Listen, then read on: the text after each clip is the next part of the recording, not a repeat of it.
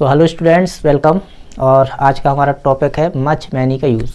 अधिकतर जो एग्ज़ाम में ये आता ही है, चाहे आप 9th से 12th की बात करें, कॉलेज की बात करें, तो जितने भी इंग्लिश के पेपर होते हैं मच और मैनी का यूज़ पूछा जाता है।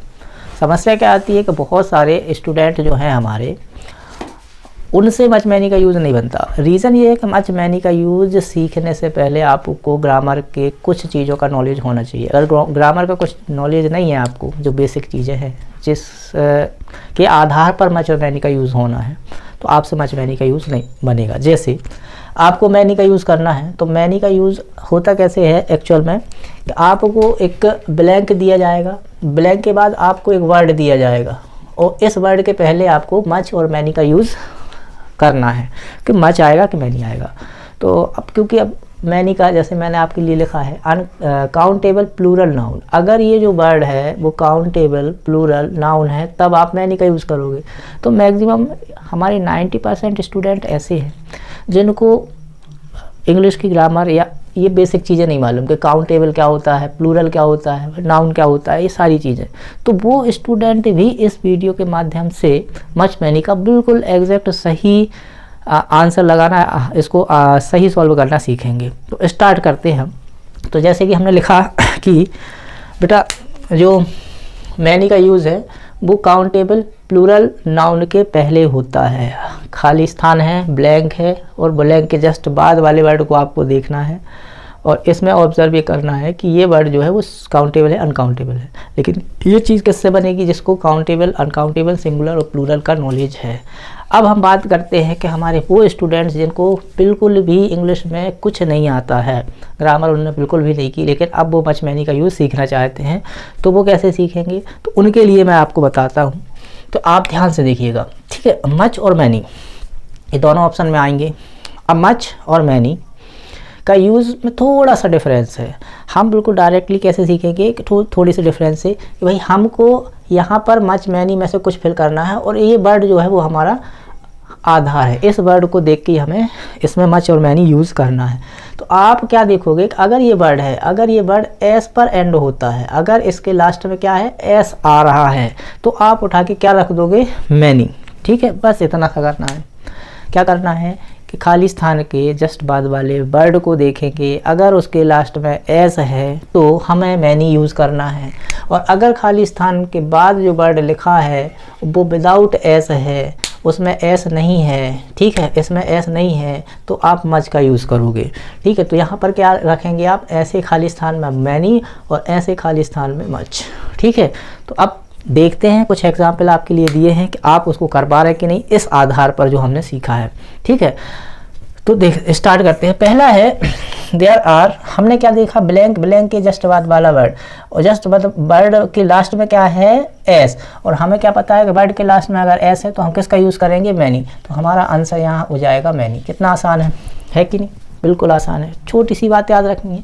Second example, she has blank patience to tolerate this. हमको इस पूरे सेंटेंस से कोई लेना देना नहीं। अगर मच मैनी है तो हमें ब्लैंक के जस्ट बाद वाले वर्ड को देखना है, और वर्ड के लास्ट में एस नहीं है, एस नहीं है तो मच को लगाना है। अगर एस होता तो हम क्या लगाते? मैनी। ठीक है, यहाँ क्या लिखते हैं? मैनी। बिल्कुल थर्ड वाला भी वैसे ही है, तो यहाँ तक आपको कोई दिक्कत नहीं। यहाँ पर आपने देखा फ्रेंड, इस लास्ट में एस है तो एस देखते ही से आपने क्या लगा दिया? मैनी। ठीक है, बिल्कुल easy. They have blank money, अब इस वर्ड को देखा, एस नहीं है, एस नहीं है तो क्या आ जाएगा? मच। अब ये चीज़ यहाँ पर जो इस तरीके से सीखते हैं ना, तो इस वाले वर्ड में अधिकतर बच्चे कन्फ्यूज़ होते हैं, क्योंकि उनको मालूम है काउंटेबल प्लूरल नाउन। ठीक है, तो वो काउंटेबल को ध्यान में रखते हैं और उनको लगता है कि मनी को काउंट किया जा सकता है, जबकि ऐसा नहीं है। मनी अनकाउंटेबल नाउन है, तो इसलिए अधिकतर जो बच्चे होते हैं वो कंफ्यूज हो जाते हैं और मनी के पहले मैनी का यूज़ करते हैं, जो कि गलत हो जाता है। तो मनी के पहले क्या आएगा? मच। किस आधार पे? कि इस मनी के लास्ट में एस नहीं है। तो यहाँ तक तो आप इजीली कर सकते हैं। मान लो आपने 60% 70% सेंटेंसेस में मच मैनी का सही यूज़ सीख लिया विदाउट एनी गलती। अब ये वाले क्वेश्चन को जब आप ट्राई करेंगे तो यहाँ पर आप क्या पाएंगे कि ब्लैंक के बाद, खालिस्तान के बाद ये वर्ड है और इसमें एस नहीं है, तो आप क्या यूज़ करेंगे? यहाँ पर क्या यूज़ करेंगे आप? यहाँ पर मच, क्योंकि आपने यही तो सीखा है, हमने आपको यही तो सिखाया है। लेकिन यहाँ अगर आप मच यूज़ करेंगे तो वो हो जाएगा गलत। अब क्यों हो जाएगा गलत? अब देखिए हमने जो ये ट्रिक बनाई है, क्या ट्रिक बनाई है कि लास्ट में एस है तो मैनी, नहीं है तो मच। कैसे बनाई है, क्यों लगी है ट्रिक, तो उसके लिए आप थोड़ा सा नॉलेज लें। कैसे, ये जो काउंटेबल नाउन की हमने बात की है, किसकी बात की है, काउंटेबल नाउन।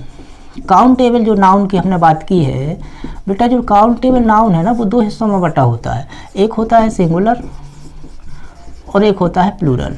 ठीक है, क्या होता है, प्लूरल। तो जो काउंटेबल सिंगुलर जो होता है वो क्या होता है, जैसे हमने यहाँ पे लिखा बुक, अब बुक, तो ये बुक जो है वो क्या है, सिंगुलर है। और जब इस सिंगुलर का हम प्लूरल बनाते हैं तो इसमें क्या करते हैं, ए को हटा देते हैं और लास्ट में एस लगा देते हैं। तो जो नियम ये था कि काउंटेबल प्लूरल नाउन, तो आप देख सकते हो कि काउंटेबल प्लूरल नाउन के लास्ट में ही ऐसा आता है। तो हमने इस चीज़ को कैसे, हमने इस चीज़ को वैसे नहीं सीखा ग्रामेटिकल, ग्रामर के पूरे नियम से, लेकिन हमने जो सटीक ट्रिक याद रखी या करी वो हमारी सही रही। ठीक है ना, ठीक। लेकिन होता क्या है कि काउंटेबल नाउन में कुछ नाउन ऐसे भी हैं, कुछ नाउन ऐसे भी हैं, और मैं यहाँ पर उन नाउन की बात करूँगा कि जिनका प्लूरल बिना एस के भी बनाया जाता है। जैसे पहला है अमैन, MAN।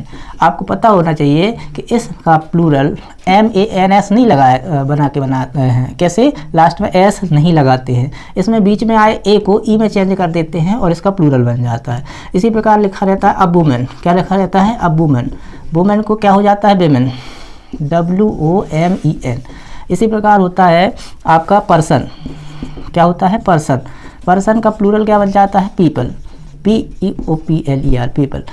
इसी प्रकार आपके कुछ शब्द हैं जैसे माउस, माउस मतलब क्या होता है, चूहा, माउस का प्लूरल हो जाता है माइस, बहुत सारे चूहे हैं। इसी प्रकार होता है लाउस, लाउस, तो लाउस का प्लूरल क्या हो जाता है, लाइस।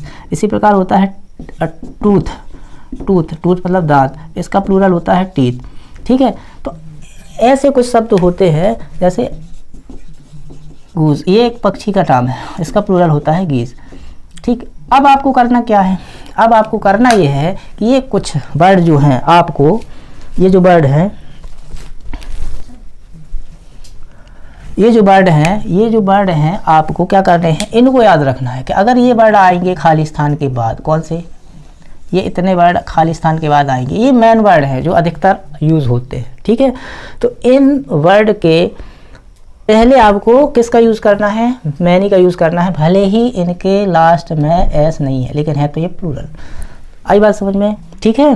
तो आपको क्या याद रखना है कि ऐसे वर्ड भी होते हैं, कुछ ऐसे वर्ड भी होते हैं जिनमें एस नहीं होता है, फिर भी वो प्लूरल होते हैं, लेकिन हम ऐसे याद रखेंगे कि इतने वर्ड हैं, इनके पहले हमें मैनी का यूज़ करना है। तो जैसे पीपल आपने देखा, तो ये पीपल में हम किसका यूज़ करेंगे, भले एस नहीं है लेकिन इस लिस्ट में आ रहा है ना, तो इसलिए हम यहाँ पे क्या यूज़ करेंगे, मैनी। अब कुछ थोड़ा बहुत तो आपको याद रखना पड़ेगा।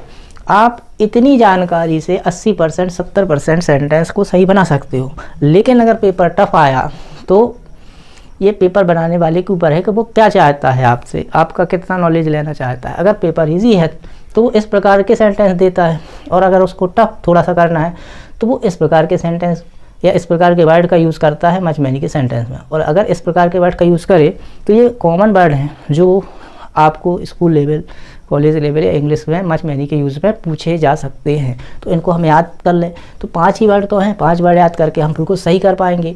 अब यहाँ पर आए वेल्थ, अब इसमें एस नहीं है, इस लिस्ट में भी वो नहीं है, तो इसमें एस नहीं है तो हम इस नियम पर चलेंगे। क्या यूज़ करेंगे यहाँ पर, मच, MUCH, माइस। अब माइस हमने इस वाली लिस्ट में देखा कि हमारा माइस है क्या, हाँ है, तो यहाँ पर हम क्या यूज़ करेंगे, भले ही एस नहीं है, एस ना देख के हम करते मैं मच का यूज़ है, लेकिन यहाँ पर हम 5 वर्ड या 6 वर्ड में से हमें याद है कि ये ऐसा वर्ड है जिसमें एस नहीं है, फिर भी हम यहाँ मैनी का यूज़ करेंगे। अब यहाँ पर 2 सेंटेंस आपको ये देखने मिलेंगे। कभी कभी क्या होता है कि आपको सेंटेंस के जस्ट बाद में नाउन नहीं मिलता है। एक्चुअल में ये जितने भी वर्ड हैं वो क्या है, नाउन है। ठीक है, तो सेंटेंस खाली स्थान के जस्ट बाद आपको नाउन देखने नहीं मिलता, वो नाउन एक शब्द बाद होता है। तो जैसे ये मनी है, तो आपको जैसे मोर, मोर के बाद के वर्ड को देखना है। ये मोर क्या है, एडजेक्टिव होता है। ठीक है, तो एडजेक्टिव के बाद क्या आता है, मनी। आप ज़्यादा नहीं, इन 2 सेंटेंस को तो आप ध्यान ही रखें। जैसे गुड आ जाता है ना, बैड आ गया, गुड आ गया, ग्रेट आ गया, ग्रेटर आ गया, इस प्रकार के वर्ड आते हैं वो एडजेक्टिव होते हैं। तो इनके बाद होता है आपका नाउन। ठीक है, तो आपको क्या याद रखना है कि मोर मनी। अब यहाँ पर आप क्या यूज़ करोगे, अगर इसको देखोगे तो आप मच यूज़ कर दोगे, तो यहाँ इस मनी के कारण यह मच तो सही रहेगा, ठीक है, क्योंकि आपने देखा तो इसको है, इसमें एस नहीं है तो आपने मच लगाया, लेकिन ये मच जो है वो इसके अकॉर्डिंग लगा है, ना कि इसके अकॉर्डिंग। तो मनी को आपको देखना है, मनी के बाद में एस जो वर्ड है इसके बाद लास्ट में एस नहीं है, इसलिए हमने मच यूज़ किया। इसी प्रकार इस सेंटेंस को क्या आप कर पाएंगे, यहाँ पर भी मोर है, हिंट्स है, तो जैसे ही आप इस वाले वर्ड को देखोगे मोर के जस्ट बाद वाले को, इसके लास्ट में क्या है एस, तो इसके अकॉर्डिंग यहाँ पर क्या आ जाएगा, फिर मैनी का यूज़ आप करोगे, राइट।